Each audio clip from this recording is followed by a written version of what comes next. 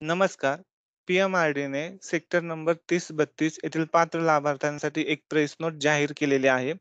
ती press note काय आहे, त्याची माहिती आपण या व्हिडिओमध्ये घेणार आहोत. ठीक आहे. विषय आहे पुणे महानगर प्रदेश विकास प्राधिकरणाच्या पेठ क्रमांक 30-32 येथील पात्र लाभार्थ्यांचं ई-रजिस्ट्रेशन सुरू झालेलं आहे. ठीक आहे. पुणे महानगर प्रदेश विकास प्राधिकरणाकडून पेठ क्रमांक 30-32 येथील परवडणारी घरे योजनेअंतर्गत ईडब्ल्यूएस व एल-आय-जी गटातील सदनिकांची लॉटरी पद्धतीने विक्री करण्यात आलेली आहे. ज्या पात्र लाभार्थ्यांनी सदनिकेची पूर्ण रक्कम भरलेली आहे, त्यांच्या समवेत आर्टिकल ऑफ अग्रीमेंट करण्याची प्रक्रिया दिनांक 26/12/2023 रोजीपासून ई-नोंदणी पद्धतीने सुरू करण्यात आली आहे. सध्या स्थितीत 42 लाभार्थ्यांनी सदनिकेची पूर्ण रक्कम भरणा केलेली असून 4 लाभार्थ्यांनी रजिस्ट्रेशनचे सर्व शुल्क अदा करून अपॉइंटमेंट निश्चित केलेली आहे. तर हे महत्त्वाचं आहे. ते हायलाइट करतो. ठीक आहे. तर जवळपास 42 लाभार्थ्यांनी पूर्ण रक्कम भरलेली आहे आणि त्यातल्या 4 लोकांनी अपॉइंटमेंट सुद्धा घेतलेले आहे. पेठ क्रमांक 24 जून पेठ क्रमांक 24 जुने प्राधिकरण कार्यालय, टिळक चौक, निगडी येथे प्रस्तुतीची ई-नोंदणी प्रक्रिया पार पडणार आहे. लाभार्थ्यांसाठी नोंदणीच्या प्रक्रियेबाबतचे सविस्तर सूचना पोर्टलवर दिनांक 19/12/2023 रोजी प्रसिद्ध करण्यात आलेले आहेत. लाभार्थ्यांना शेवटच्या हप्त्यापोटी येणारी 10% रक्कम तसेच नोंदणीसाठी आवश्यक असणारे सर्व प्रकारचे शुल्क अदा करणे अनिवार्य आहे.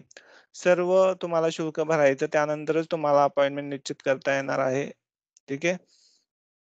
आवश्यक शुल्क भरणा केल्यानंतर लाभार्थ्यांना ई-रजिस्ट्रेशन अपॉइंटमेंट निश्चित करता येणार आहे. नोंदणीसाठी लाभार्थी म्हणजे ॲप्लिकंट व सहलाभार्थी म्हणजे को-ॲप्लिकंट या दोघांनीही हजर राहून त्यांनी दोघांचेही खालील मूळ पुरावे आणणे बंधनकारक आहे. आधार कार्ड, पॅन कार्ड, ओ-टी-पीसाठी आधार कार्ड लिंकला असणारा मोबाईल हँडसेट, राखीव प्रवर्गातील पात्र झालेल्या लाभार्थ्यांना जात पडताळणी प्रमाणपत्र नोंदणीपूर्व सादर करणं अनिवार्य आहे. तर हे मी गेल्या वेळेला बी सांगितलं होतं, जर तुम्ही कास्टमधून अर्ज करत आहे किंवा राखीव प्रवर्गातून अर्ज करत आहे, तर तुम्हाला कास्ट व्हॅलिडिटी ही कंपल्सरी लागणार आहे. त्याशिवाय ते तुमची रजिस्ट्रेशनची प्रोसेस पूर्ण करणारच नाहीये. ठीक आहे.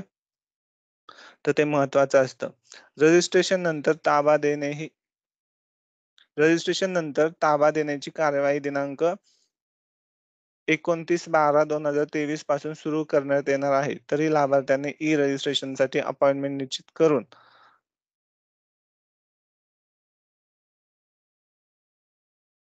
घेण्यात यावी असे आवाहन पुणे महानगर प्रदेश विकास प्राधिकरण पुणे यांच्या वतीने करण्यात येत आहे.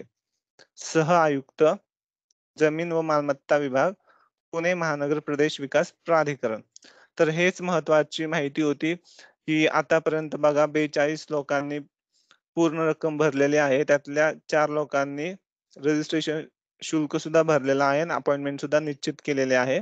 तसंच तुम्हाला अपॉइंटमेंट निश्चित करण्यासाठी संपूर्ण रक्कम भरायची आहे आणि तुम्हाला राखीव प्रवर्गातलं पात्र झालेल्या लाभार्थ्यांना जात पडताळणी प्रमाणपत्र जे आहे तुम्हाला ते कंपल्सरी आहे. तर तुम्ही तुमची रक्कम जी आहे, जर तुम्ही लाभार्थी असाल पात्र, तर तुम्हाला संपूर्ण रक्कम भरा. अपॉइंटमेंट घ्या, म्हणजे तुमची ई-रजिस्ट्रेशनची प्रोसेस चालू करता येईल. ई-रजिस्ट्रेशनची प्रोसेस कशी करायची आहे, त्याचा व्हिडिओ ऑलरेडी आपल्या चॅनलवर उपलब्ध आहे. त्याची लिंक जी आहे ती डिस्क्रिप्शन बॉक्समध्ये दिलेली आहे. हीच महत्त्वाची माहिती होती. धन्यवाद.